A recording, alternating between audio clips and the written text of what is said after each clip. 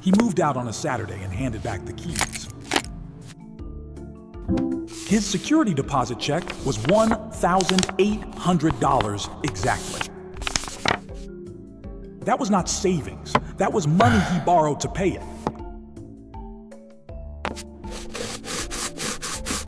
He cleaned the whole apartment the week before he moved out. He took photos of every room from every single possible angle. 30 days passed after he moved out and no check arrived. The landlord had not called, had not texted, had not written. $1,800 did not go anywhere by itself. $1,800 is 4 months of a car payment. That is the electric bill from October all the way through March. His new place needed first month, last month, and a new deposit. He had paid 3 security deposits in 4 years of renting here. He had never gotten a single one of them fully back.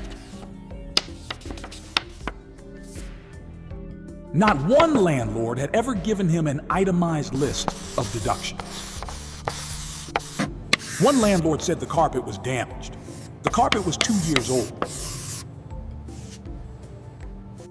Another landlord said the walls needed repainting after a 4-year tenancy.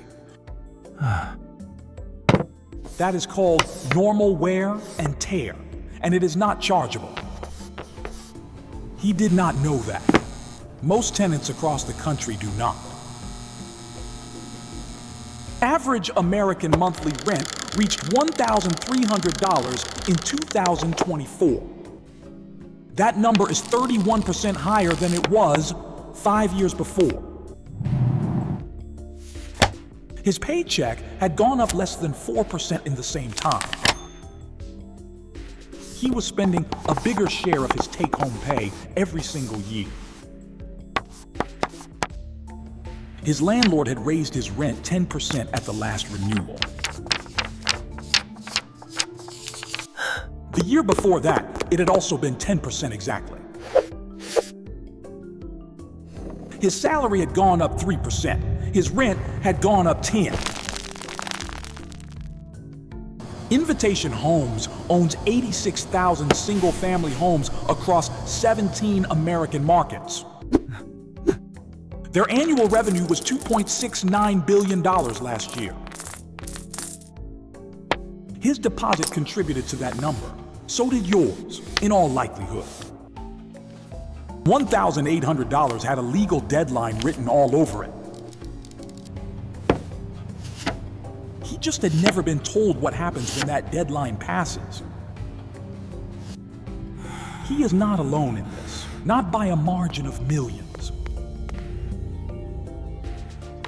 Every year, landlords pocket deposits from tenants who do not know their rights. The rules are not hidden. They are sitting right there in state law. In most states, the landlord has between 14 and 30 days to return it. In California, that deadline is 21 calendar days after the tenant vacates. In Texas, it is 30 days, written directly into the property code. Miss that deadline, and the landlord loses the right to withhold anything at all. That is not a tenant blog interpretation. That is the actual statute. Miss it without a written itemized list, and the case is already over. Most tenants do not know this, so they write no demand letter. They assume the landlord has the power. They accept the loss quietly. They are tired, they are busy, and the new deposit is already due. The landlord knows this. The model was built around exactly this assumption. 56% of landlords raise rent by 10% or more each renewal. That is not the market. That is a deliberate decision they make every time. Security deposit disputes are the most common landlord-tenant legal conflict in America. Most of those disputes never reach a courtroom because tenants give up first. They believe the process is too complicated, too expensive, and not worth it. Filing a small claims case costs between $10 and $50 in most states. And that is not even the part that should make you angry. There is still one more layer underneath all of this right here. The penalty for wrongful withholding is not just the deposit back. In most states, the law allows the tenant to collect double the amount. Texas law allows the tenant to collect 3 times the amount wrongfully withheld. 3 times, on top of attorney fees written into the property code. Washington state allows up to 3 times the deposit if bad faith is proven. California allows up to twice the deposit as a punitive damages award. That means his $1,800 could become $5,400. In Texas, without a lawyer, in a courtroom that hears cases within 30 days. The lawmakers wrote that penalty for a specific and documented reason. They knew landlords would treat the deposit as free money and count on silence. The doubled and tripled damages exist because silence was the expected response. Invitation Homes collected $2.69 billion in rental revenue last year. Their profit margin sits at 21.81% on that revenue. That is $585 million in net income last year alone. Their average occupancy rate across 86,000 homes was 97.5%. They were not struggling. They were compounding. Every lease, every renewal, every deposit. And the law that was supposed to protect tenants was simply never enforced. Not because it was a bad law, because tenants did not know it was there. The landlord does not need to break the law. He just needs you to stay quiet. 56% of landlords raise rent by 10% at every lease renewal. The median American renter spends 31% of their income on rent and utilities. That number has not gone down in any year since 2011. Rents in Miami have climbed 55% since before the pandemic began. Rents in Naples, Florida climbed 63.1% in 5 years. The paycheck did not climb 63%, not in Naples, not anywhere. In 2024, rent inflation outpaced wage growth by more than 2 full points. Rent went up 5.57%. Hourly wages went up 3.48%. Every year, that gap widens and another deposit disappears into a landlord's operating account. The security deposit was not designed to cover cleaning. It was designed to cover liability. The cleaning charge is the most common reason landlords withhold a deposit wrongfully. Normal wear and tear is not chargeable in any state, under any lease. A 4-year-old carpet that shows 4 years of normal use is not your damage. A wall that shows 2 years of normal living is not your damage either. The landlord needs a receipt, a licensed contractor, and a line-by-line itemized statement. No itemized statement within the deadline means no deduction is legally enforceable at all. That is not an interpretation. That is the plain text of the applicable statutes. He had photos. He had move-in photos. He had move-out photos. He had timestamps. He had the signed lease with the landlord's name and registered business address. He had everything a small claims court judge needs to see in 15 minutes. 15 minutes is how long the average security deposit hearing actually takes. He just had not known that the courthouse was on his side on this one. The lawmakers looked at the data and wrote the penalty directly into the statute.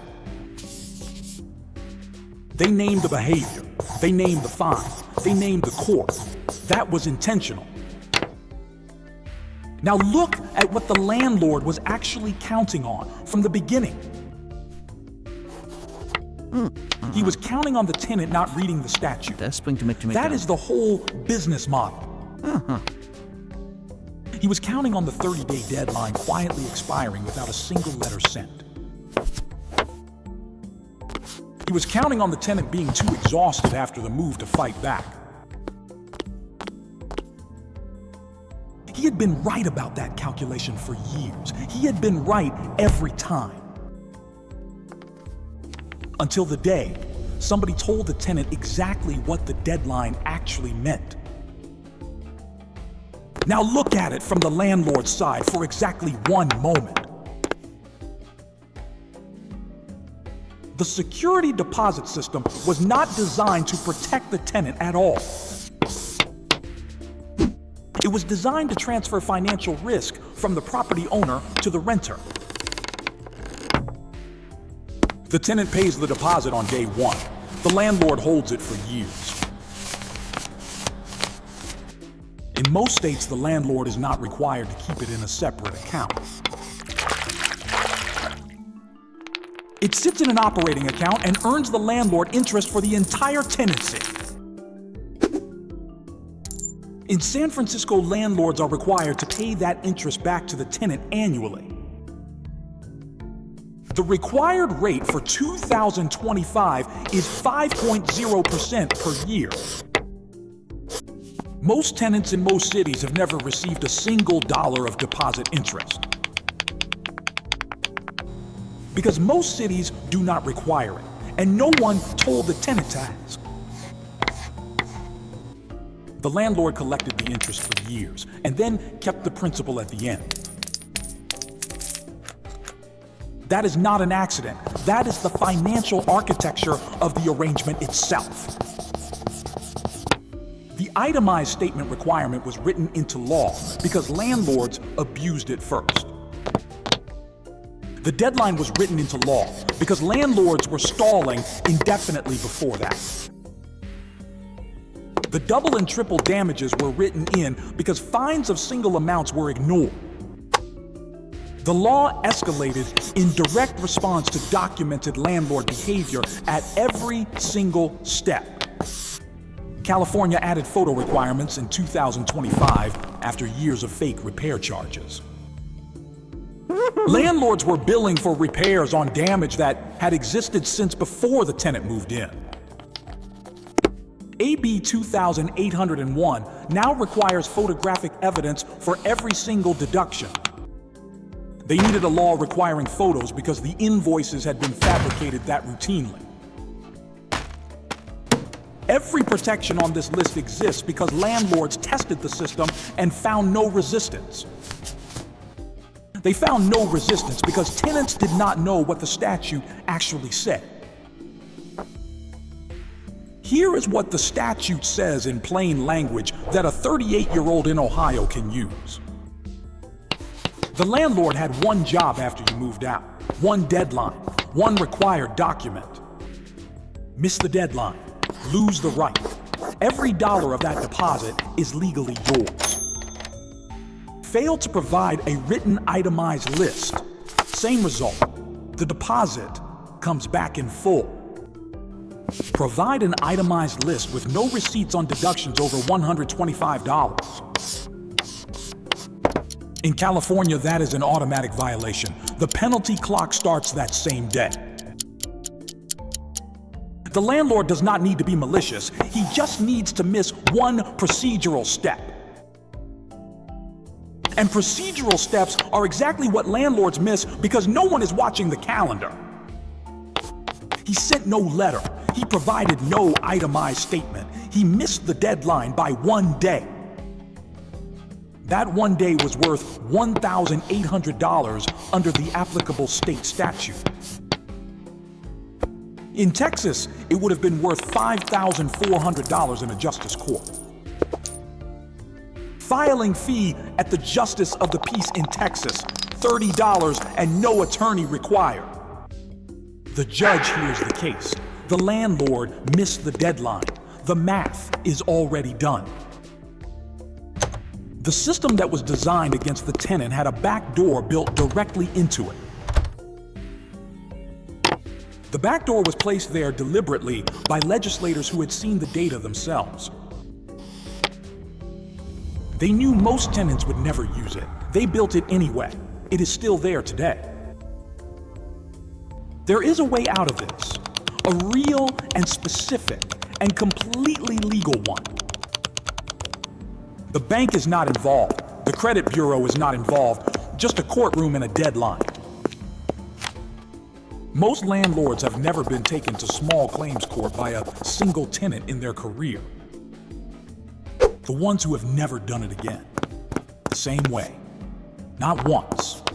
Not ever. Because the judge does not care how many units the landlord owns at that moment. The judge cares about the deadline, the itemized statement, and the receipts on the table.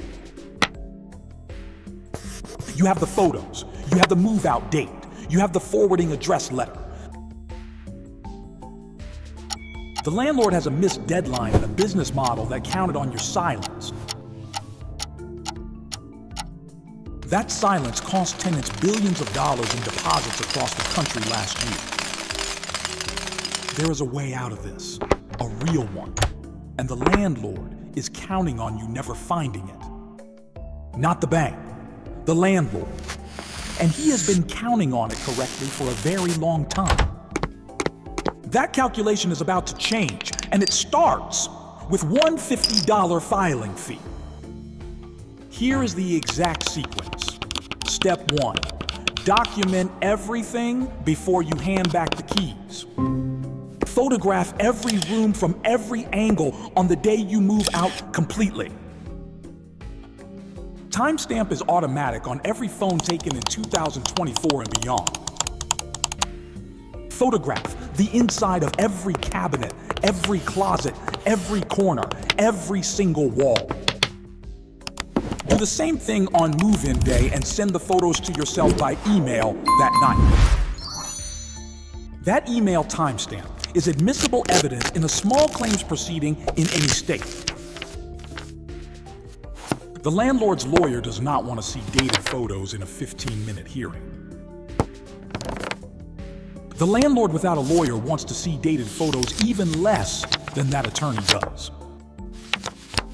Step 2, send a written demand letter the moment the deadline passes without a check. Certified mail. Return receipt requested. Keep the green card when it comes back to you. The letter says one thing. The deadline passed. The deposit is legally mine. Return it now. Give the landlord 14 days to respond before you take the next step at all. Most landlords send the check within 48 hours of receiving that certified letter. Because the certified letter tells them you know the statute. That changes everything immediately. Step 3. If no check arrives, go to the courthouse and file the small claims case. The filing fee in most states is between $10 and $50 at the clerk's window. You fill out one form. You list the landlord's name, address, and the amount you are claiming. You attach the photos, the demand letter, and the certified mail receipt as your evidence. The court mails the summons to the landlord. You do not need to serve him yourself. The hearing is typically scheduled within 30 days of filing in most jurisdictions nationwide. That one works, but the next one is the one they really hate you knowing about. Step 4.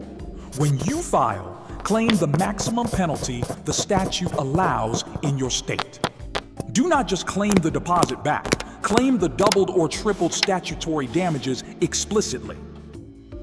In Texas, write this on the form: 3 times the deposit plus reasonable attorney fees. In California, write this: twice the deposit amount for bad faith, wrongful retention of funds. The bad faith standard is not complicated. Missed deadline plus no itemized list equals bad faith. The landlord who sent nothing and said nothing has already met the bad faith definition legally. You are not asking the judge to interpret anything. You are asking him to read the calendar. Step 5. Show up on court day with a printed copy of the applicable state statute. Highlight the deadline section. Highlight the penalty section. Hand a copy to the judge. The judge already knows the law. The copy tells him you know the law too. That is a different kind of tenant than the one the landlord was counting on walking in. Most small claims judges decide security deposit cases in under 15 minutes on average. The landlord missed the deadline, or he did not. The itemized list exists, or it does not. There is very little gray area once the documents are on the table in front of the judge. Landlords who show up without receipts lose. Landlords who miss deadlines almost always lose. Landlords who never responded to the demand letter have already demonstrated bad faith in court. Step 6. After the judgment, if the landlord does not pay, file a writ of execution immediately. A writ of execution allows the court to garnish the landlord's bank account directly. The court can also place a lien on any rental property the landlord owns in that county. A lien on the property means he cannot sell or refinance it until your judgment is satisfied. That is leverage that most tenants do not know they have after winning in small claims court. He owns 86,000 homes and he does not want to lien on a single one of them. Save this one for last. It is the one that stings and the one that actually gets paid. Every step in this sequence costs less than a single month of the deposit he is holding. The total out-of-pocket for the entire case is under $100 in almost every state. $100 to recover $1,800. That math is not complicated at all. He had the photos, he had the letter, he had the statute printed out and highlighted yellow.